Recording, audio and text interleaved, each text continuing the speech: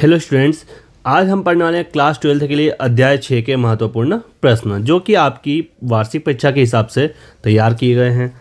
हमने last lecture में अध्याय 5 के प्रश्न देखे थे। उसी सीरीज को आगे बढ़ाते हुए आज हम स्टार्ट करने वाले हैं अध्याय 6 के महत्वपूर्ण प्रश्न। तो चलिए स्टार्ट करते हैं।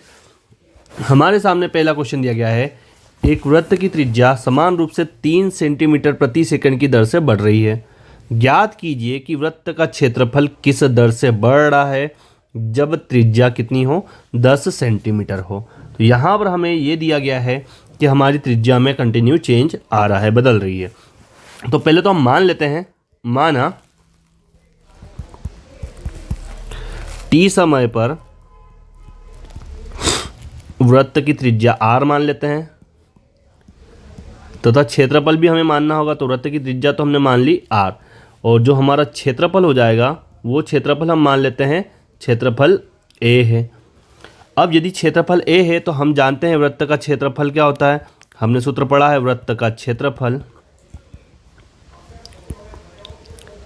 a बराबर पाई r वर्ग। अब ये समय के साथ बदल रहा है, तो समय के साथ जब बदलेगा तो यदि हम लिखें इसको, तो इसको हम लिखेंगे dA/dt, क्षेत्रफल में परिवर्तन की दर। यहाँ पर आपको ध्यान रखना है कि यहाँ पर हमें श्रृंखला नियम लगाना होगा क्योंकि यहाँ पे r है। तो इसे हम लिखेंगे d/dr पाई r वर्ग और dr/dt। अब हमें क्या क्या दिया गया है उसे हम लिख लेते हैं। तो यदि हम देखें तो हमारे पास है समान रूप से 3 सेंटीमीटर दर प्रति सेकंड की दर से बढ़ रही है। क्या बढ़ रही है? त्रिज्या। तो इसका मतलब यहाँ लिख सकते हैं कि दिया है dr/dt, समय के साथ त्रिज्या में परिवर्तन कितना है, तो 3 सेंटीमीटर प्रति सेकंड ये दिया है। तो ये हम यहाँ पर मान रख देंगे। तो इसे हम लिखेंगे dA/dt बराबर, जब हम इसका अवकलन करेंगे तो r वर्ग का अवकलन हो जाता है 2r और dr/dt। यहाँ से हम dr का मान रख देंगे, dr/dt का 3, तो ये जाएगा हमारा 2 पाई r इंटू 3। तो यहाँ बन जाएगा 6 पाई r सेंटीमीटर वर्ग प्रति सेकेंड। अब यहाँ पर हमें r का मान भी दिया गया है जब त्रिज्या कितनी दी गई हो, 10 सेंटीमीटर। तो यहाँ लिखेंगे अतः r बराबर 10 सेंटीमीटर, ये मान रखेंगे तो dA/dt बराबर 6 पाई गुणित 10 सेंटीमीटर वर्ग प्रति सेकेंड। तो ये हो जाएगा हमारा 60 पाई सेंटीमीटर वर्ग प्रति सेकेंड, और यही हमारा फाइनल आंसर होगा पहले क्वेश्चन का। तो ये था हमारा पहला क्वेश्चन। देन बढ़ते हम हमारे सेकंड क्वेश्चन की तरफ। सेकंड क्वेश्चन में दिया गया है, एक गुब्बारा जो सदैव गोलाकार रहता है कि त्रिज्या परिवर्तनशील है। त्रिज्या के सापेक्ष आयतन के परिवर्तन की दर ज्ञात कीजिए जब त्रिज्या कितनी हो, 10 सेंटीमीटर। तो यहाँ भी हम मान लेते हैं। पहले माना t समय में त्रिज्या r तथा आयतन v है, ये हमने मान लिया। गोले की त्रिज्या r तथा आयतन v है। तो आयतन का हमने सूत्र पढ़ा है, तो यहाँ लिखते हैं गोले का आयतन। गोले का आयतन होता है हमारा v बराबर 4/3 पाई r की घात 3। तो यहाँ पर हमें क्या बोला गया है, त्रिज्या के सापेक्ष आयतन के परिवर्तन की दर। त्रिज्या के सापेक्ष चाहिए, मतलब dV/dr। तो इसे हम लिखेंगे dV/dr। तो यहाँ भी 4/3 पाई तो आपका कांस्टेंट होगा। d/dr हम किसका करेंगे, तो हम करेंगे r की घात 3 का। तो यहाँ मिलेगा हमें dV/dr बराबर 4/3 पाई, r की घात 3 का हो जाएगा 3r वर्ग। 3 से 3 हम कर देंगे कट, तो हमारे पास आएगा 4 पाई r वर्ग। अब हमें त्रिज्या दी है 10 सेंटीमीटर, तो यहाँ लिखते हैं अतः r बराबर 10 सेंटीमीटर। ये लिखते हैं तो जब r बराबर 10 सेंटीमीटर, तो यहाँ मान रखेंगे, तो ये जाएगा dV/dr बराबर 4 पाई गुणित 10 का वर्ग। तो ये हो जाएगा हमारा 4 पाई गुणित 10 का वर्ग 100 100 का गुणा 4 में करेंगे तो ये हो जाएगा 400 पाई सेंटीमीटर की घात 3 प्रति सेकेंड। और यही हमारा, सॉरी सेकेंड नहीं आएगा यहाँ पर, सेंटीमीटर ही आएगा क्योंकि त्रिज्या में है। और ये हमारा हो जाएगा final answer question number second का। तो ये था हमारा क्वेश्चन नंबर सेकेंड। देन बढ़ते हम क्वेश्चन नंबर थर्ड की तरफ। तो नेक्स्ट क्वेश्चन में दिया गया है, यदि लाभ फलन पी एक्स बराबर 41 माइनस 72 एक्स माइनस 18 एक्स वर्ग से प्रदत्त है तो किसी कंपनी द्वारा अर्जित उच्चतम लाभ ज्ञात कीजिए। यहाँ पर हमें एक समीकरण दिया गया है और वहाँ पर हमें उच्चतम लाभ ज्ञात करने को कहा गया है। तो अपन लिख लेते हैं पहले जो दिया गया है। तो यहाँ लिखते हैं दिया गया है या दिया है लाभ फलन। तो लाभ फलन हमें पी एक्स बराबर कितना मिला है, तो हमें दिया है 41 माइनस 72 एक्स माइनस 18 एक्स वर्ग। इसका हम करेंगे अवकलन। तो यहाँ लिखते हैं एक्स के सापेक्ष अवकलन करने पर, एक्स के सापेक्ष अवकलन करने पर तो ये हो जाएगा हमारा पी डेक्स एक्स बराबर 41 का हो जाएगा 0, क्योंकि जब हम अवकलन करेंगे तो जो हमारा बिना एक्स वाला होता है वो हो जाएगा 0। माइनस 72 एक्स का करेंगे तो माइनस का 72 और माइनस 2 आपका आगे आएगा तो ये हो जाएगा हमारा 36 एक्स। ये हमने कर लिया अवकलन। अब हमें पी डैश एक्स को रख देना है 0 के बराबर। तो पी डैश एक्स बराबर 0। तो यहाँ पर हो जाएगा हमारे पास माइनस का 72 माइनस 36 एक्स बराबर 0। तो माइनस 36 एक्स बराबर माइनस 72 इधर आके हो जाएगा प्लस का 72 एक्स बराबर 72 डिवाइड बाय माइनस 36। आप कट करेंगे तो एक्स आपको मिलेगा माइनस का 2। ये हमारा एक्स का मान आ चुका है। अब हमें देखना है हमें उच्चतम मान मिल रहा है या निम्नतम। तो हम निकालेंगे P double dash x. P dash x का हम करेंगे अवकलन। तो डबल डैश एक्स तो ये हो जाएगा हमारा 0 और यहाँ मिलेगा हमें माइनस का 36, क्योंकि माइनस 36 एक्स का करेंगे तो माइनस 36 मिलेगा। हम ये बोल सकते हैं कि पी डबल डैश एक्स छोटा है किससे, 0 से। तो हम बोल सकते हैं कि पी डबल डैश -2, क्योंकि एक्स का मान -2 आया है, ये हो जाएगा हमारा बराबर 36, जो कि छोटा हो गया 0 से। अतः हमें उच्चतम मान मिलेगा। तो हम लिख सकते हैं कि x बराबर 2 -2 उच्चतम बिंदु है। अब ये हमारा उच्चतम बिंदु आ गया। तो उच्चतम लाभ के लिए हम निकालेंगे, वहाँ पर x की प्लेस पे हम रख देंगे -2। तो अतः उच्चतम लाभ बराबर p -2।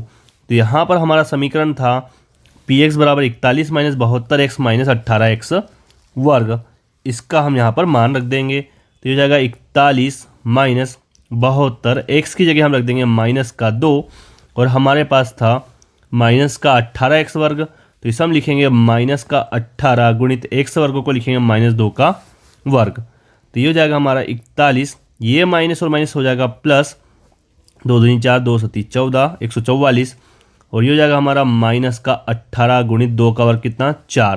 तो यहाँ मिल जाएगा 41 प्लस 144 माइनस 18 चौक 72। आप इसमें से यहाँ पे माइनस करेंगे तो यहाँ मिलेगा हमें 41 प्लस 144 में से 72 आप कर देंगे माइनस, तो मिलेगा 72 वापस। 41 और 72 को करेंगे प्लस, तो यहाँ बनता है हमारा 113 और यही हमारा उच्चतम लाभ का फाइनल आंसर होगा। तो ये था हमारा प्रश्न नंबर 3। देन बढ़ते हैं हम प्रश्न नंबर 4 की तरफ। तो प्रश्न नंबर 4 में दिया गया है, यदि दिया है कि अंतराल 0-2 में x बराबर 1 पर फलन x की घात 4 माइनस 62 x की घात 3 प्लस x प्लस 9 उच्चतम मान प्राप्त करता है, तो a का मान ज्ञात कीजिए। यहाँ पर हमें दे दिया गया है कि x का मान भी हमें दे गया है, इसलिए हमको निकालने की ज़रूरत नहीं है और क्लियर कहा है कि उच्चतम मान प्राप्त करता है। तो हमें सिर्फ क्या चाहिए, a का मान। तो अपन मान लेते हैं कि f(x) हमारा कितना दिया गया है, तो ये लिख देते हैं। माना f(x) बराबर हमारा समीकरण क्या है, x की घात 4 माइनस 62 x की घात 3 प्लस ax प्लस 9, ये हमने मान लिया।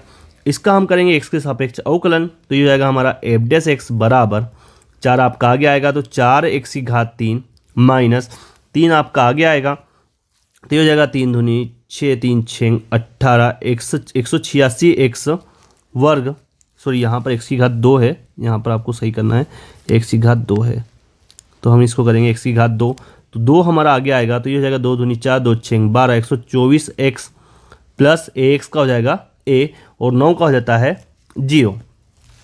अब हमें दिया है, पहले उसको हम लिख लेते हैं, दिया है अंतराल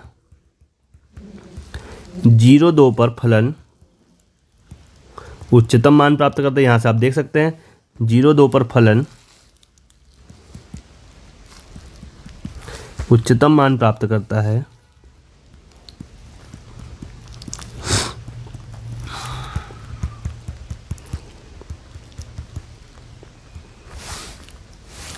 x बराबर 1 पर। ये हमने लिख दिया, x बराबर 1 पर उच्चतम मान हमें दिया गया है, तो हम इसको लिख सकते हैं कि अतः f डैश x 1 बराबर 0। ये हम लिख सकते हैं, x बराबर 1 रख दिया हमने। तो यहाँ पर f डैश x, यहाँ पर जहाँ भी x होगा हम वहाँ रख देंगे 1। तो यहाँ पे हो जाएगा हमारा 4 गुणित 1 की घात 3 माइनस 124 गुणित 1 प्लस a बराबर 0। 4 गुणित 1 की घात 3 1 होता है, तो ये हो जाएगा 4 माइनस 124 प्लस a बराबर 0। तो माइनस का 120 प्लस a बराबर 0, तो माइनस का 120 RHS पर जाके हो जाएगा प्लस का 120, और a का माना जाएगा हमारा a बराबर 120, और यही हमारा फाइनल आंसर होगा प्रश्न नंबर 4 का। तो ये था हमारा प्रश्न नंबर 4। देन बढ़ते हैं हम प्रश्न नंबर 5 की तरफ। तो प्रश्न नंबर 5 में दिया गया है, ऐसी 2 संख्याएं ज्ञात कीजिए जिनका योग 24 और जिनका गुणनफल क्या हो, उच्चतम हो। तो पहले तो हम मान लेते हैं, माना दोनों संख्याओं का मान लेंगे, माना 2 संख्याएं, तो पहली तो हम ले लेते हैं x, और दूसरी जो बचेगी 24 में से आप x को माइनस कर दोगे, दूसरी हो जाएगी 24 माइनस x। तो x और 24 माइनस x हमने मान ली। अब हमें दिया गया है कि जो इनका गुणनफल है वो क्या है, उच्चतम है। तो यदि हम देखें तो हमारा दोनों का गुणनफल उच्चतम है, तो इसको हम लिख देते हैं कि अतः y बराबर x गुणित 24 माइनस x। ये हमें दिया गया है, गुणनफल हमने कर लिया दोनों संख्याओं का, x गुणित 24 माइनस x। यहाँ पर हम इसका अवकलन करेंगे x के सापेक्ष, तो लिखते हैं x के सापेक्ष अवकलन करने पर, तो यहाँ हो जाएगा dy बाय dx बराबर, यहाँ पर आप गुणनफल रूल लगा सकते हैं या फिर आप गुणा भी कर सकते हैं, कोई दिक्कत नहीं होती है, दोनों चीज़ें कर सकते हैं। तो इसको भी हम लिख देंगे dy बाय dx, आप गुणा कर लो पहले, 24x माइनस एक्स वर्ग।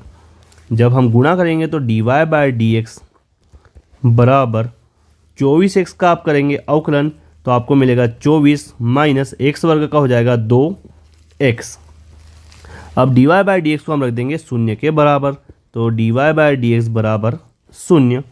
तो यहाँ पर हो जाएगा हमारे पास 24 माइनस 2x बराबर 0, तो माइनस का 2x बराबर माइनस का 24, माइनस से माइनस हम कर देंगे कट। तो यहाँ पर अब हमें मिलेगा x बराबर 24/2, आप कट करेंगे तो x बराबर कितना मिल गया, 12। अब x बराबर 12 मिल गया है। अब हम चेक करेंगे कि हमें उच्चतम मान मिल रहा है या नहीं मिल रहा है 12 पर, तो हमें करना होगा d2y बाय dx वर्ग। जब d2y बाय dx वर्ग करेंगे तो dy बाय dx का हम करेंगे अवकलन, तो 24 का हो जाएगा 0 और इसका हो जाएगा माइनस का 2, तो d2y बाय dx हमें मिल गया -2।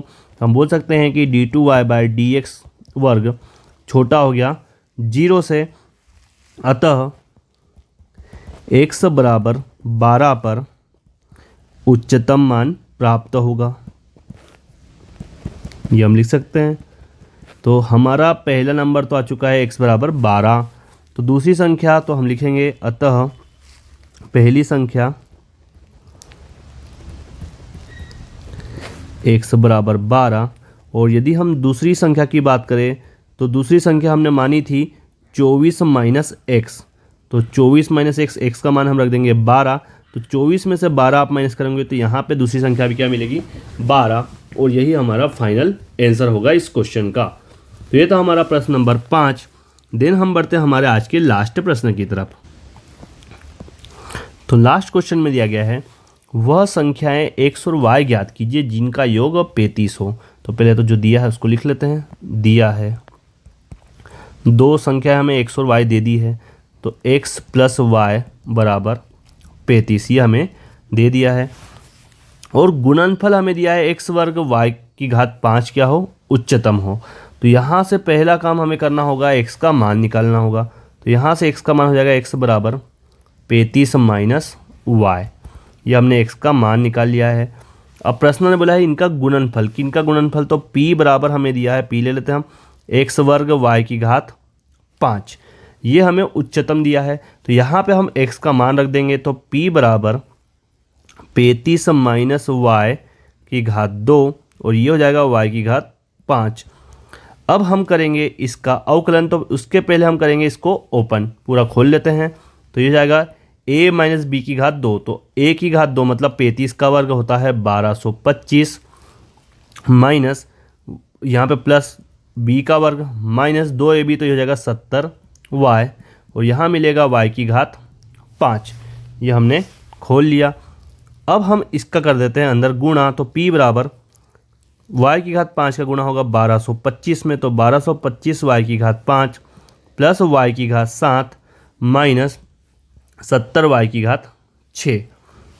इसे हम अरेंज कर लेते हैं। तो p बराबर y की घात 7 माइनस 70y की घात 6 प्लस 1225y की घात 5। अब हम कर देंगे y के सापेक्ष अवकलन, तो इसे लिखते हैं y के सापेक्ष अवकलन करने पर तो ये हो जाएगा हमारे पास dp बाय dy बराबर 7 हमारा आगे आएगा, तो 7y की घात 6 माइनस 6 हमारा आगे आएगा, तो 6 का गुणा 7 में करोगे तो 42 420 हो जाएगा y की घात 5 प्लस यहाँ भी आपका 5 आगे आएगा, तो ये हो जाएगा हमारे पास, इसका हम कर देंगे गुणा, तो 5 का गुणा 5 में 25, 2 हासिल का 5 दूनी 10 और 2 12 हासिल का 1, 5 दूनी 10 और 1 11 हासिल का 1, 5 और 1 6 और y की घात कितना बचेगा 4। अब हम dp बाय dy को रख देते हैं 0 के बराबर, तो dp बाय dy बराबर 0। तो यहाँ से आप इसको रखेंगे पूरे को, 7y की घात 6 माइनस 420y की घात 5 प्लस 6125 y की घात 4 बराबर 0। यहाँ से जो कॉमन निकलता हो आप यहाँ से निकाल लेंगे कॉमन। तो आप देख रहे हो यहाँ से y की घात 4 हम निकाल लेंगे कॉमन, तो हमारे पास बचता है 7y वर्ग माइनस 420y प्लस 6125 बराबर 0। अब यहाँ से हम 7 को भी निकाल सकते हैं कॉमन, तो 7 हमारा निकल गया कॉमन, तो 7y की घात 4, यहाँ पर बचेगा y वर्ग माइनस 7 से जब अब इसको डिवाइड करेंगे तो ये बचेगा आपके पास 60y प्लस 7 से इसको भी हमें डिवाइड करना होगा, तो 7 से 56 8 बार 5 बचता है, 7 का गुणा 7 में करेंगे तो 49, यहाँ पे बचता है हमारे पास 3 और 7 पंजे 35। तो ये हमने कर लिया इसके गुणनखंड। अब यहाँ पर भी हमें अंदर के भी करने होंगे गुणनखंड, तो 7y की घात 4 तो हमारा एज इट इज होगा और इसके हम करेंगे गुणनखंड। तो हमें ऐसी दो संख्याएं चाहिए जिनका गुणा करें तो 875 आए और जिन्हें हम जोड़ें तो कितना आए 60 आए।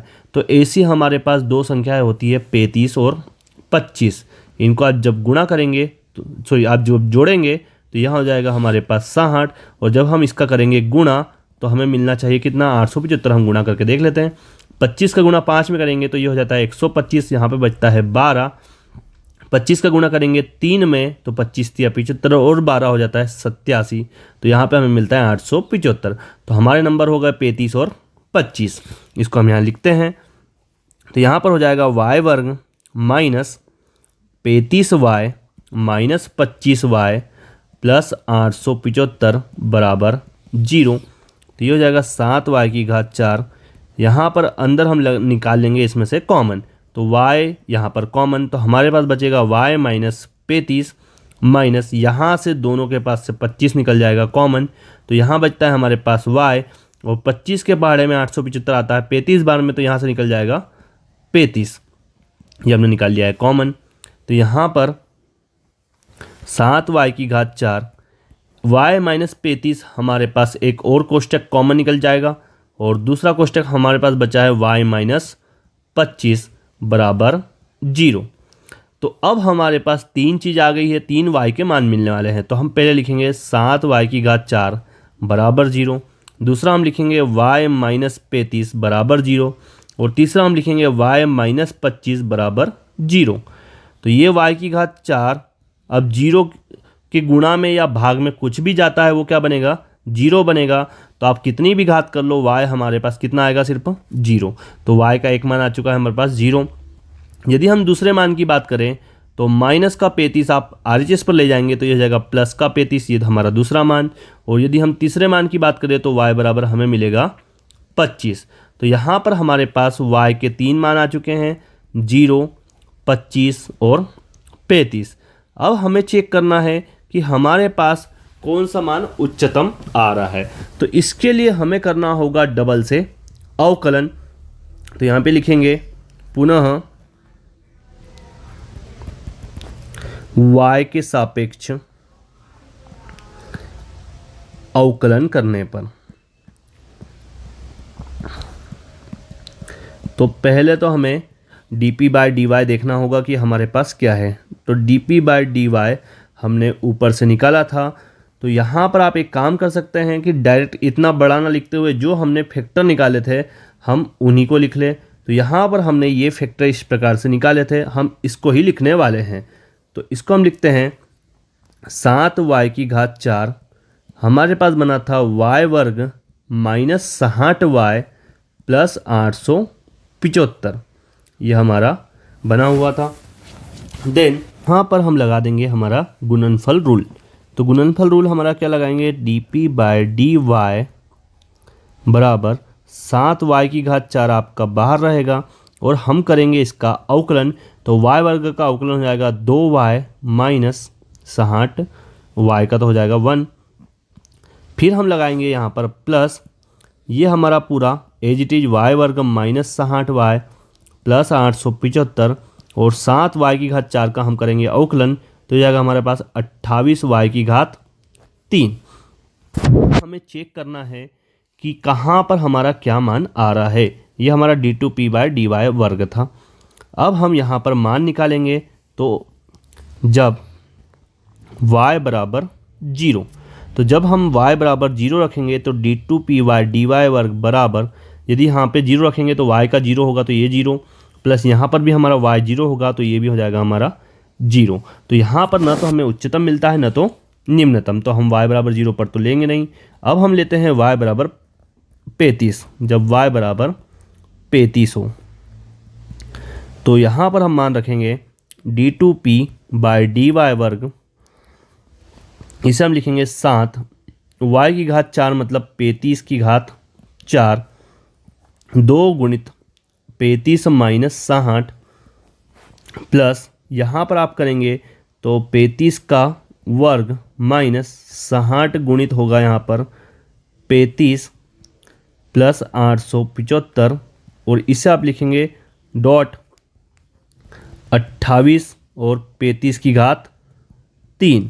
अब इतना बड़ा नहीं करना है आपको, तो आप अंदर पहले गुणा कर सकते हैं कि कहीं ऋण आ रहा है क्या, वो आप चेक कर सकते हैं। तो यदि हम देखते हैं तो 2 का गुणा 35 में करेंगे तो ये बनता है 70 माइनस 60 प्लस 35 का वर्ग करते हैं तो ये बनता है 1225 माइनस 60 का गुणा 35 में करेंगे तो 6 पंजे 30, 6 तिया 18 और 1 19, सॉरी 6 पंजे 30, 6 तिया 18 और 3 2100 हो जाएगा यहाँ पर। और ये हो जाएगा हमारा 875 और डॉट में हमारे पास है 28 गुणित 35�3। तो यहाँ पर हम देखते हैं तो ये हमारा एज इट इज 70 में से 60 जाएंगे, यहाँ बचेगा हमारे पास 10 प्लस 1225 और 875 को जब आप प्लस करेंगे तो ये आपके पास बनेगा 1300 और 800 2100 माइनस 2100 और यहाँ पर 28 गुणित 35�3। तो ये तो पूरा हो जाएगा आपका 0। तो यहाँ पर आपका जो भी बचेगा वो हमारा पॉजिटिव ही बचेगा। तो हम लिख सकते हैं यहाँ पर कि d2y/dp वर्ग बड़ा है 0 से, अतः y बराबर 35 उच्चतम मान प्राप्त नहीं होता है। तो यहाँ लिख सकते हैं निम्नतम मान देता है। अब हमें चेक करना होगा y बराबर 25 पर। तो जब y बराबर 25 हो तो अब हम मान रखते हैं y बराबर 25 का। तो यहाँ पर हम रखेंगे d2p/dy वर्ग। तो यहाँ पर भी आपको यही काम करना है कि बाहर वाला तो बाहर ही रहेगा, 7 गुणित 25 की घात 4। जब हम अंदर सॉल्व करेंगे तो ये बनेगा हमारे पास 2 गुणित 25 माइनस 60। तो यहाँ पर हमें नज़र आ रहा है ये माइनस का बनने वाला है। फिर यहाँ पर हमने लगाया प्लस। जब इसे सॉल्व करेंगे तो यहाँ पर होगा हमारे पास 25 का वर्ग माइनस आपके पास यहाँ पर बना है 60 गुणित 25 और ये होगा हमारा 875। और यहाँ पर हम बाहर लिखेंगे 28 गुणित 25 की घात 3। हमने y की जगह मान रख दिए हैं। तो हमें चाहिए नेगेटिव कहाँ मिल रहा है। तो हम देखेंगे 7 गुणित 25 की घात 4, 50 माइनस 60 प्लस 25 के वर्ग की बात करते हैं तो ये मिलता है हमें 625 माइनस 60 का गुणा आप 25 में करेंगे तो ये बनेगा 1500 प्लस 875। तो ये हो जाएगा हमारा 28 गुणित 25 की घात 3। तो यहाँ पर होगा 7 गुणित 25 की घात 4 और माइनस का 10 प्लस 625 और 875 को आप करेंगे प्लस। तो आपके पास मिलता है यहाँ पर ये 2575 हो जाएंगे 100, 800 ये हो जाएंगे हमारे 1500 माइनस 1500। तो ये पूरा आपका बन जाएगा 0। तो यदि हम देखें तो यहाँ पर हमें d2p/dy वर्ग यहाँ पर हमें मिलेगा ऋणात्मक। आप यहाँ पे ऋणात्मक क्या मिलेगा 70 गुणित 25 की घात 4। ये तो जाएगा हमारा 0। तो हम बोल सकते हैं कि d2p/dy वर्ग छोटा है 0 से कब, जब y बराबर 25 हो। तो हमें कौन सा मान प्राप्त होगा, तो उच्चतम मान प्राप्त होगा। तो उच्चतम हमें y बराबर 25 पर मिल रहा है। तो अतः y बराबर 25। तो x कितना होगा, तो हमारे पास है x प्लस y बराबर 35। तो यहाँ पर हम मान रख देंगे तो x प्लस 25 बराबर 35। तो ये हो जाएगा हमारे पास x बराबर 35 माइनस 25। इसमें से आप करेंगे माइनस तो x बराबर हमें मिल जाएगा 10। और यही हमारा फाइनल आंसर होगा क्वेश्चन नंबर 6 का। तो ये थे हमारे प्रश्न अध्याय 6 के सारे इम्पोर्टेंट प्रश्न। आई होप आपको ये समझ में आए होंगे। इसमें किसी प्रकार का कुछ भी आपको डाउट होता है तो आप कमेंट सेक्शन में लिख सकते हैं। और यदि वीडियो आपको पसंद आ रहा है तो लाइक शेयर एंड सब्सक्राइब करना ना भूलें। Thank you so much.